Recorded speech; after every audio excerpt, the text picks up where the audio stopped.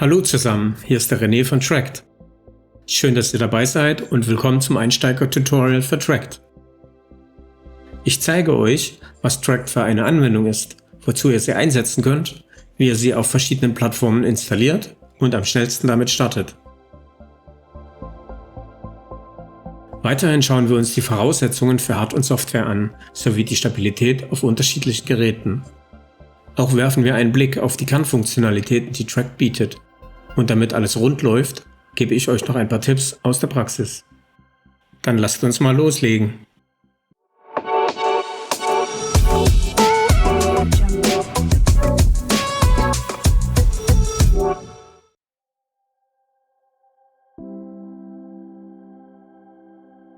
Eins kurz vorweg. Ich verwende für dieses Tutorial die Anwendung in englischer Sprache. Falls ihr in einer anderen folgen wollt, könnt ihr diese umstellen. Dazu geht ihr auf die Startseite von Tract und wählt im Footer eure gewünschte Sprache aus.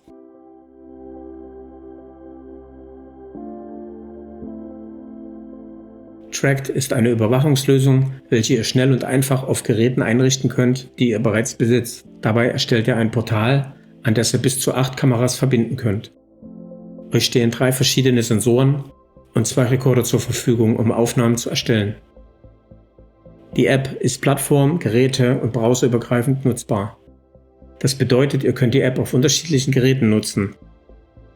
Von Smartphones über Laptops bis zu Desktop-Rechnern. Mit interner oder externer Webcam ist alles nutzbar. Zu den Hardware- und Softwareanforderungen später mehr.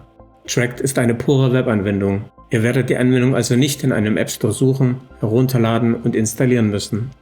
Alles, was nötig ist, um Tract zu verwenden, ist ein moderner Webbrowser auf internetfähigen Geräten. Mit der Eingabe der URL tract.app in der Adressleiste ist es schon getan. Die Anwendung wird im Hintergrund heruntergeladen und ihr könnt sie sofort nutzen.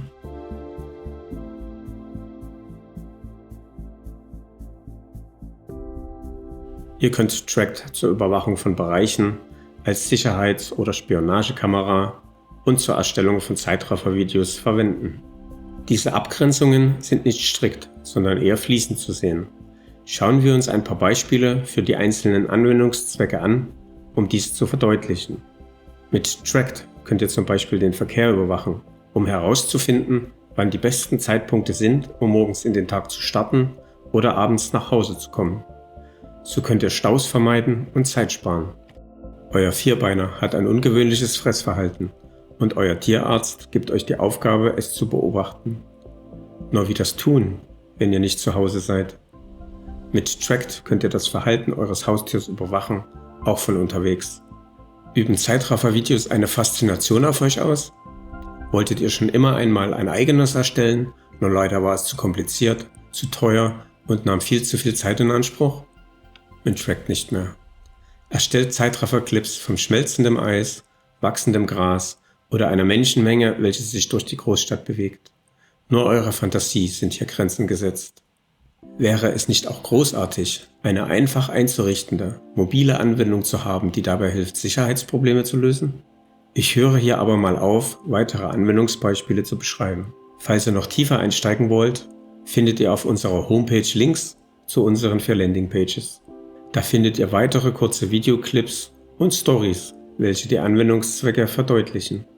Um die Einrichtung für die unterschiedlichen Anwendungszwecke so leicht wie möglich zu machen, bietet die Anwendung euch einen Quick-Setup-Assistenten an. Die so getroffenen Default-Einstellungen könnt ihr danach an eure Bedürfnisse anpassen.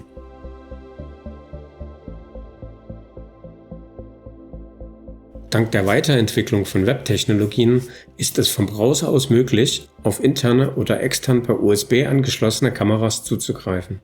Von diesen abgreifbaren Videostreams können Aufnahmen erzeugt werden.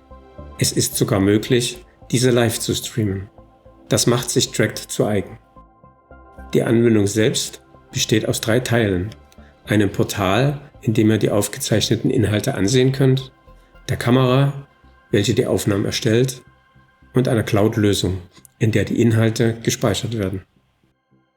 Tract bietet 3 verschiedene Sensoren an, mit deren Hilfe ihr entscheiden könnt, wann eine Aufnahme gemacht werden soll.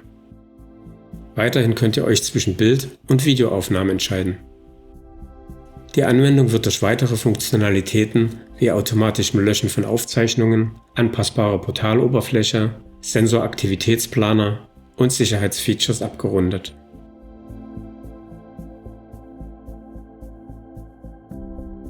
Es ist super einfach, die Anwendung zu installieren. Ihr werdet von dieser neuen Möglichkeit, Web-Apps zu installieren, begeistert sein. Ich zeige euch jetzt, wie ihr Tract für Windows, Android und iOS installieren könnt.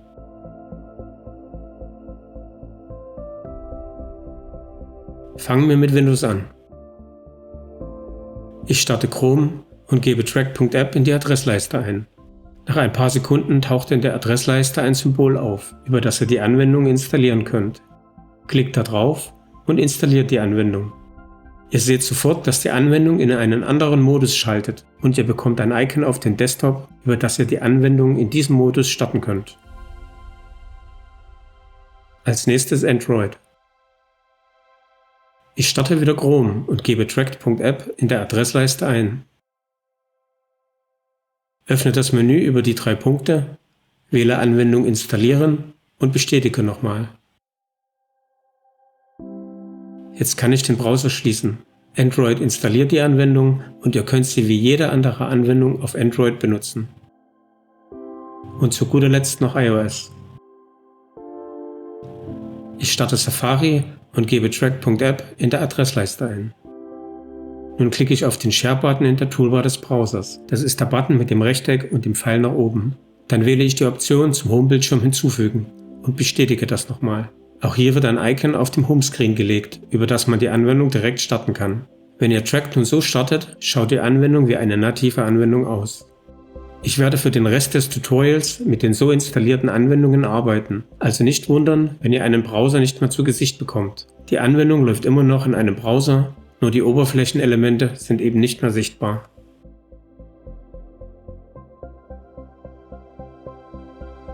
Jetzt ist es an der Zeit, dass wir die Dinge mal selbst in die Hand nehmen. Es dauert nicht länger als 1-2 Minuten, um mit Tract zu starten und die ersten Aufnahmen zu sehen. Dazu öffnen wir Tract auf einem Gerät, das wir als Portal verwenden wollen. Ich nutze dafür jetzt meinen Desktop-Rechner, der unter Windows läuft, und starte die App.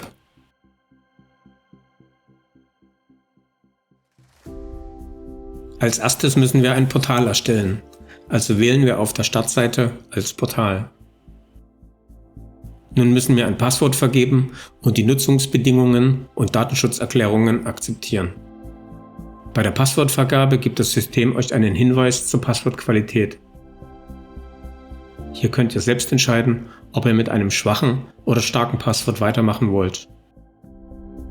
Ein Klick auf Portal erstellen legt uns das Portal an und wir bekommen eine Willkommensnachricht und einen Connect-QR-Code angezeigt.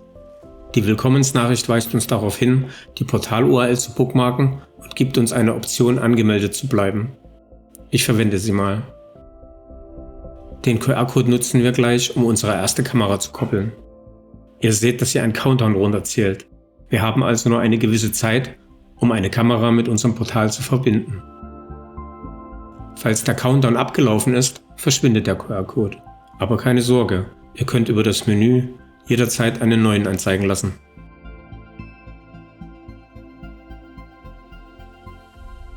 Jetzt wechseln wir zu einem Gerät, das wir als Kamera verwenden wollen, um den Kopplungsvorgang durchzuführen. Wir starten Tract und wählen diesmal als Kamera. Wenn wir die Anwendung zum ersten Mal verwenden, müssen wir noch Zugriff auf die Kamera gewähren. Dann halten wir das Phone am besten gerade und bewegen es langsam auf den QR-Code zu, bis dieser gelesen werden kann. Bei erfolgreicher Kopplung seht ihr, dass sich die Anzeige im Portal verändert hat. Der QR-Code ist verschwunden und ihr bekommt einen Hinweis, etwas mit der Kamera aufzunehmen, was wir jetzt auch gleich machen werden. Auf der Kamera wird uns nach erfolgreicher Kopplung der Quick Setup Assistent angezeigt. Dieser ist auch über das Menü zugänglich und ihr könnt ihn euch für eine Neukonfiguration nach Bedarf aufrufen.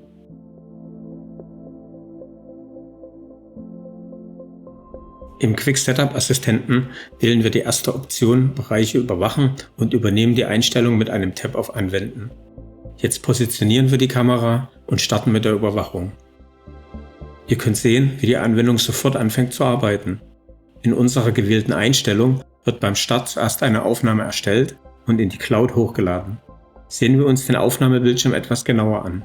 Im linken oberen Bereich findet ihr Symbole für den aktuell gewählten Sensor, Rekorder und den Upload-Prozess. Diese Symbole werden bei Aktivität eingefärbt. Schauen wir uns das gleich nochmal an. Ich stoppe die Überwachung, indem ich auf das Stopp-Symbol tappe und starte sie erneut mit einem Tap auf das Start-Symbol. Wir sehen, dass der Rekorder sofort startet und eine Aufnahme macht. Danach springt die Anwendung in den Sensormodus und parallel wird der Upload durchgeführt. Auf der rechten Seite finden wir die Upload-Slots. Hier könnt ihr Informationen über noch ausstehende Uploads erhalten. Die genaue Anzahl der noch durchzuführenden Uploads steht zusätzlich im linken unteren Bereich.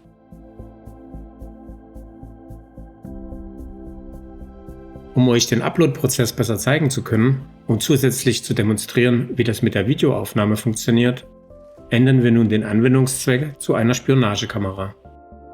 Dazu stoppen wir unsere Überwachung, halten das Phone im Porträtmodus und rufen über das Menü den Quick Setup Assistenten erneut auf. Hier wählen wir die zweite Option Spionagekamera und übernehmen die Einstellungen. Wir positionieren unsere Kamera wieder und starten mit der Überwachung. Wie ihr erkennen könnt, haben sich jetzt die Symbole im linken oberen Bereich verändert. Die laufende Person symbolisiert den Bewegungserkennungssensor und die Videokamera das Videoaufnahmen erstellt werden. Ein weiterer Unterschied ist, dass unsere Kamera im Sensormod startet und nicht wie zuvor sofort eine Aufnahme erzeugt. Da wir das jetzt aber wollen, sorge ich dafür, dass der Sensor anschlägt, indem ich unser Motiv etwas bewege. Der Sensor erkennt die Bewegung und triggert eine Aufnahme.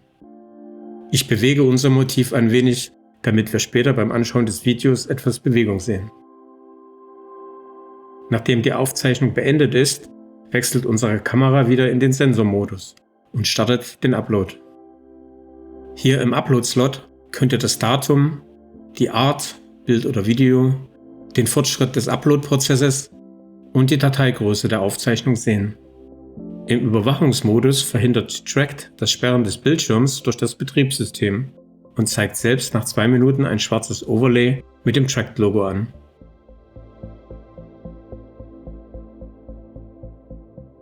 Gehen wir nun zurück ins Portal.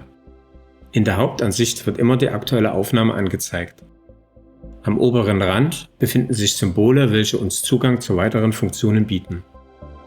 Die Navigationspfeile an den Rändern lassen uns, sofern mehrere vorhanden, durch die Aufnahmen blättern. In der Mitte wird uns der Status der Kamera angezeigt. Direkt darunter steht das Alter der aktuell sichtbaren Aufnahme. Das Icon mit einer Uhr und einem Pfeil in gegengesetzter Richtung zum Uhrzeiger gibt uns Zugang zur Historie unserer Aufzeichnungen. In dieser Ansicht sehen wir unsere Inhalte als Miniaturbilder und uns stehen in der Toolbar links Gruppierungs- und rechts eine Löschfunktion zur Verfügung. Durch den Klick auf ein Miniaturbild gelangen wir in die Aufnahmenansicht, in der wir uns in aller Ruhe unsere Inhalte ansehen können. Hier können wir Bilder heranzoomen, Videos abspielen und generell Filter auf unsere Aufzeichnungen legen. Den Videoplayer können wir uns durch Klick auf den Inhalt anzeigen lassen und er verschwindet nach ein paar Sekunden auch wieder automatisch. Eine Möglichkeit, die Aufnahmen herunterzuladen, finden wir hier auch.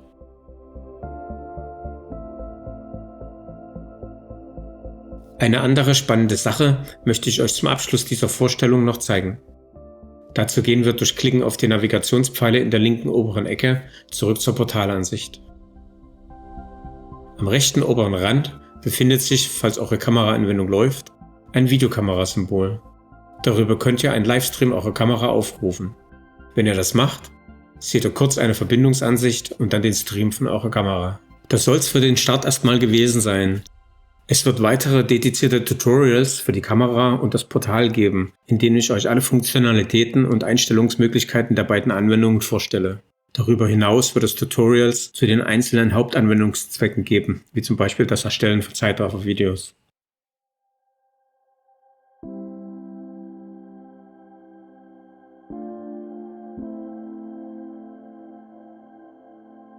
Von Smartphones über Laptops bis zu Desktop-Rechnern könnt ihr alles verwenden. Je mehr Power eure Geräte haben, desto bessere Einstellungen könnt ihr treffen. Achtet aber darauf, dass ihr euren Geräten nicht zu viel zumutet. Als Kamera könnt ihr alle Kameras verwenden, die als Webcam funktionieren. Das können intern verbaute oder externe per USB angeschlossene Web-, Endoscope-, Mini- oder sogar Digitalkameras sein. IP- oder CCTV-Kameras funktionieren nicht. Es sei denn, ihr richtet eure IP-Kamera als Webcam ein. Das Thema ist wesentlich komplexer. Aber wenn ihr in diese Richtung experimentieren wollt, findet ihr auf YouTube entsprechende Tutorials.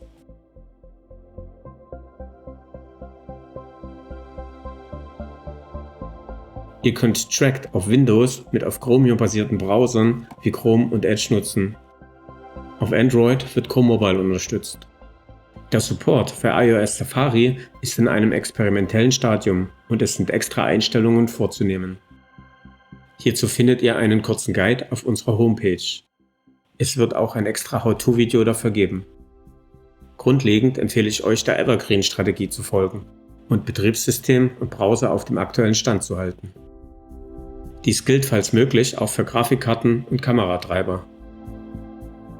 Die Track-Kamera muss immer im Vordergrund ausgeführt werden. App-Wechsel sollten nicht stattfinden. Verwendet also für die Kamera-App dedizierte Geräte. Weitere Informationen findet ihr auf unserer Homepage unter dem Link Voraussetzungen. Dort findet ihr auch eine genaue Auflistung der Browser-APIs, welche für Tracked erforderlich sind, samt Live Detection.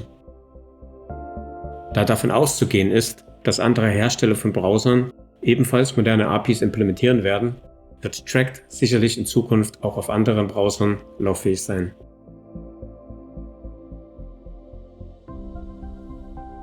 Da Tracked eine Web-App ist und einen Browser benötigt, um ausgeführt zu werden, besteht eine direkte Abhängigkeit zur Qualität und Stabilität des Browsers, dessen APIs und dem Betriebssystem, auf dem er ausgeführt wird. Moderne Browser-APIs, wie zum Beispiel Videostreaming oder das Aufnehmen von Bildern und Videoclips, verwenden direkten Hardwarezugriff auf Kamera und Grafikkarte, um Videostreams abzugreifen, eine Videokodierung oder andere rechenintensive Operationen durchzuführen. Hier spielt dann auch die Qualität dieser Komponenten und deren Treiber eine Rolle. Für das Codieren von Bildmaterial, ob das nun Videos oder JPEG-Dateien sind, wird in höheren Auflösungen viel Performance und RAM benötigt, besonders wenn man wie im Falle von Tracked dies sich ständig wiederholend durchführt. Die Tracked-Anwendung selbst kann also nie besser funktionieren als die Summe all dieser Abhängigkeiten. Ich gebe euch für eine gute Benutzererfahrung ein paar Richtlinien mit an die Hand. Langzeitüberwachungen funktionieren stabil auf Desktop-Betriebssystemen mit Desktop-Browsern wie Chrome oder Edge. Falls sich auf mobilen Browsern über einen längeren Benutzungszeitraum Instabilitäten zeigen, stresst eure Geräte nicht zu sehr. Reduziert die Einstellungen und gebt somit dem Gerät etwas Luft zum Atmen. Reduziert die Abtastrate, falls ihr mit Intervallsensoren arbeitet. Verringert die Auflösung für Bild- oder Videoaufzeichnungen. Oder setzt die Aufnahmedauer von Videoaufnahmen herunter. Wer nicht auf Qualität und Quantität bei seinen Aufnahmen verzichten will, kann auch externe Tools, welche automatisiert Abneustarts durchführen, in Betracht ziehen. Das Thema Instabilität auf mobilen Geräten werde ich in einem separaten How-To-Clip besprechen und euch zeigen, wie ihr solche Probleme in den Griff bekommt, falls sie euch betreffen.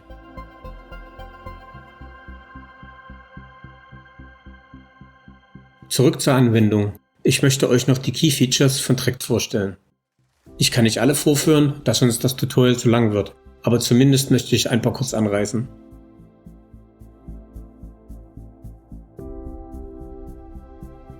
Um zu steuern, wenn eine Aufnahme während der Überwachung erfolgen soll, könnt ihr zwischen Intervall, Bildunterschied oder Bewegungserkennungssensor wählen.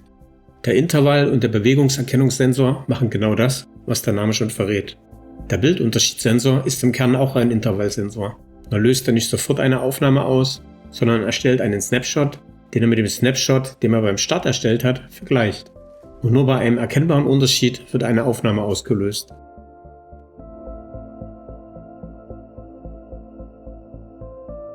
Bei Bild- und Videoaufzeichnungen könnt ihr Auflösung und Seitenverhältnisse definieren. Damit könnt ihr die Überwachung auf euer Motiv anpassen.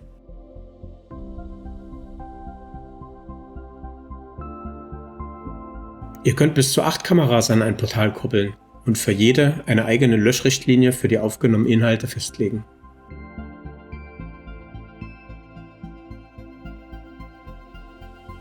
Mit Tracked, und ich finde, das ist eines der schönsten Features, könnt ihr auch Zeitraffer-Videos erstellen. Dabei bestimmt ihr, aus welchen Teilen das Video besteht, ob es vorwärts oder rückwärts abgespielt werden soll. Auch ein Musiktrack wird dem Video beigemischt. So könnt ihr einfach spannende Videos von euren Aktivitäten erstellen und teilen.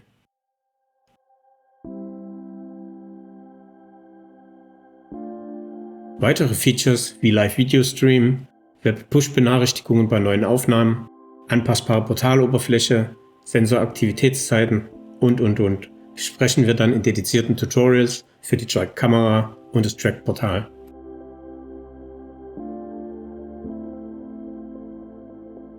Und jetzt noch ein paar kurze Tipps aus der Praxis. Installiert euch die Anwendung wie vorher gezeigt. Look and Feel einer nativen Anwendung sind einfach besser.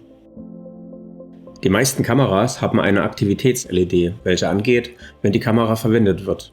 Dies verrät euer Vorhaben, falls ihr Tracked als Spionagekamera verwendet. Ihr könnt diese LED mit einem kleinen schwarzen Punktaufkleber abdecken.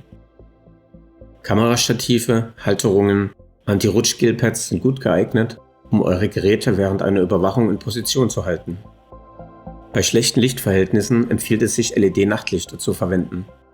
So funktionieren die Sensoren besser und ihr könnt auf den Aufnahmen auch etwas erkennen. Seht euch die Informationen beim Hochladen an, um die Größe der Aufzeichnung zu sehen und eure Belegung zu planen. Vermeidet Quotenüberschreitungen, da dies zu Sperren führt. Berücksichtigt beim Überwachen mit dem Motion-Sensor Umgebungsbewegungen. Zum Beispiel kann Wind Bäume bewegen. Auch Schatten oder sich plötzlich verändernde Lichtverhältnisse können ungewollte Aufnahmen auslösen. Wählt eure Einstellungen besonders auf Mobilgeräten mit Augenmaß. In Smartphones sind oft sehr gute Kameras verbaut und bieten die Möglichkeit, hohe Auflösungen einzustellen. Bedenkt, dass ihr für hohe Auflösungen auch entsprechend Power und eine gute Internetverbindung braucht. Falls ihr Tracked als Spionage- oder Sicherheitskamera einsetzt, achtet auf die Persönlichkeitsrechte anderer und macht euch mit der Rechtslage vertraut, bevor ihr Tracked einsetzt.